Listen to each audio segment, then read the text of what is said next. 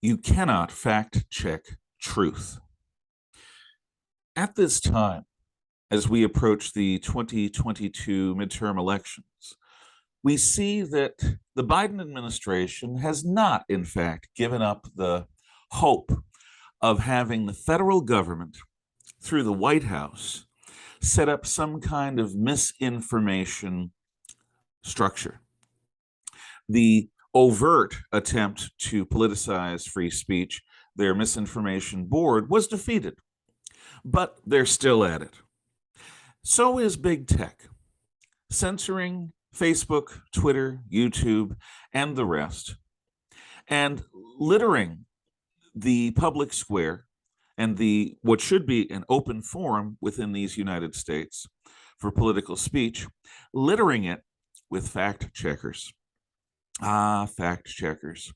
I remember the 2012 presidential debates where Candy Crowley fact-checked Mitt Romney about an item that he talked about regarding Benghazi that Romney turned out to be right about.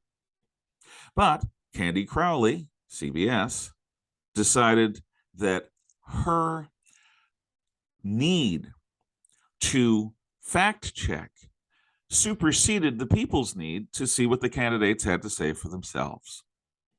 Well, this desire to police speech and sanitize public discourse is very much alive and well online. Not only is the mainstream media biased towards the left, but they are being used to determine what is real as opposed to what is fantastical. Here's the thing about truth. Truth is not composed of facts.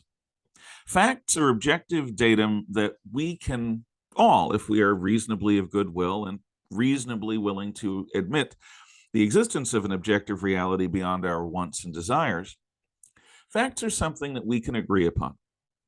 What they mean, on the other hand, is where truth comes in. You can have 25 data points, and if you get 25 scientists or historians or just everyday citizens and ask them what those fact points mean, you'll likely get 25 different answers because people have different priorities, they have different senses of proportion, they have different values, they have different fundamental assumptions about the meaning of life, the universe, and everything. And it is these fundamental assumptions that are at play when we talk about truth.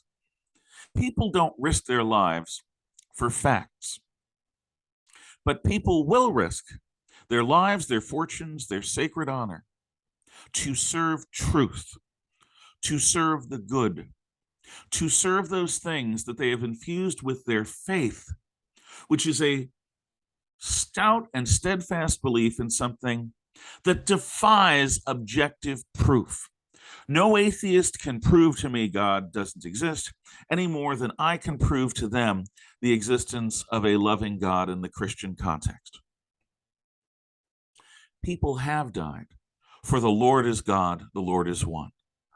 And for God so loved the world that he sent his only begotten Son to die for our sins that we might have eternal life. Or, there is no God but God, and Muhammad is his prophet. All of these things and the many more things that comprise faith across the world that motivate human societies cannot be proven, not objectively. They are either believed through a leap of faith or they are not. And it is in the making of that leap of faith that these beliefs are empowered. They are worth living for, dying for, and sometimes even killing for, to many of us.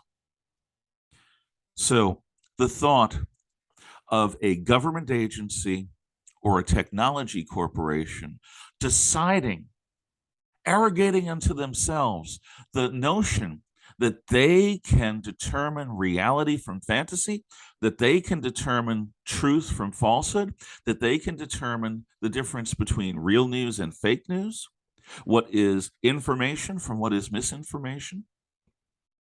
That is Orwellian, straight out of 1984's Oceania Ministry of Truth.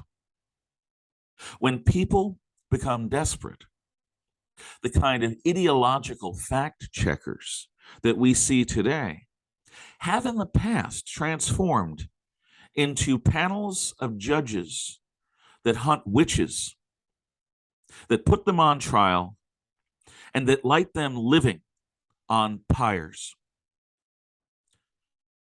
It's the kind of thinking that led to the show trials in Stalin's Russia and to the universal degradation of man that was China's Cultural Revolution.